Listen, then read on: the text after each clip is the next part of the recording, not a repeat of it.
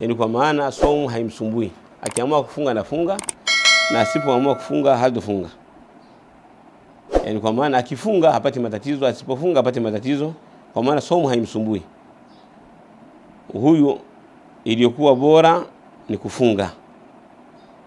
Iliyokuwa bora ni kufunga, kama ilivyokuja katika hadithi ya Abi Darda, anasema kwamba siku moja tulitoka na Mtume sallallahu alaihi wasallam katika baadhi ya safari zake.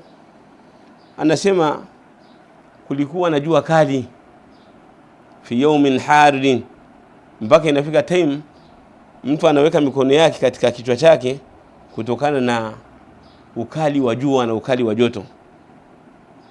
Wa mafina swaimun illa ma kana min an-nabiy sallam wa ibn Rawaha, hakukuwa katika sisi aliyefunga isipokuwa Mtume sallallahu alaihi wasallam na Abdullah ibn Rawaha.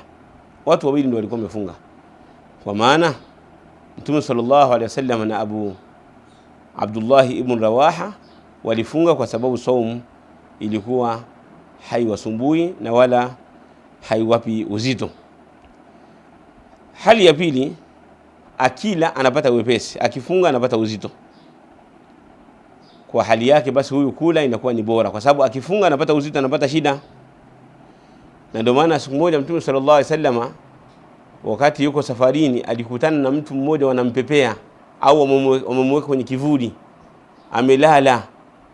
Mtume akauliza vipi huyu? Akasema huyu kafunga. Mtume akasema laisa minal birri as-sawmu fi safar, si katika wema kufunga safarini. Yani ikiwa mtu amefunga hali ya kuwa saumu inampa shida, iliyokuwa bora kama wewe saumu inakupa shida wakati wa safari, iliyokuwa bora ni wewe kufungua.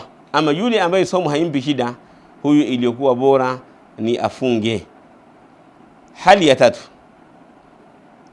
ayashuqa alayhi as-sawm mashaqqatan shadida, ni mtu kumpa saumu shida na matatizo makubwa, akapata matatizo makubwa. Fa sawm fi haqqihi haram, saumu katika haki yake inakuwa ni haramu, kwa sababu yeye akisafiri saumu inampa shida, anapata nini, anazimia.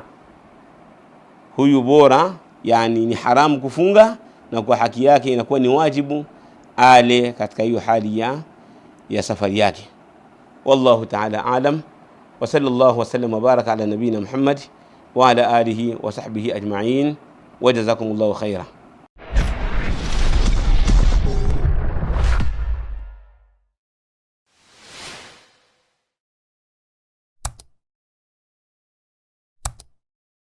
Hii ni Wajawema Online TV. Hapa ni elimu tu.